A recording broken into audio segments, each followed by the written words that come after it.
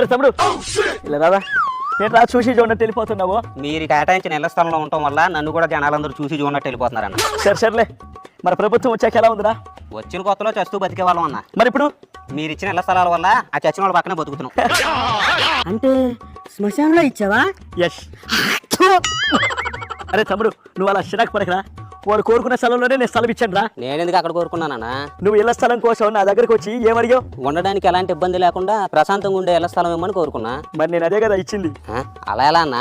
ఎటువంటి ఇబ్బంది కలగకూడదంటే పక్కన ప్రజలు ఉండకూడదు. ప్రశాంతంగా ఉండాలంటే శ్మశానమే కదా కరెక్ట్. ఎంతకు దిగజారిపోయావన్నా. శ్మశానంలో ఇళ్ల స్థలాలు ఇచ్చి సమర్థించుకుంటున్నావా? నెక్స్ట్ ఒక పని చేద్దామన్నా. ఇసుక అయిపోయింది, గుట్లు అయిపోయి శ్మశానంలో ఆ బూడిదే మిగిలింది, దాన్ని కూడా అమ్మేద్దామన్నా. మంచి ఐడియా ఇచ్చారా తమ్ముడు.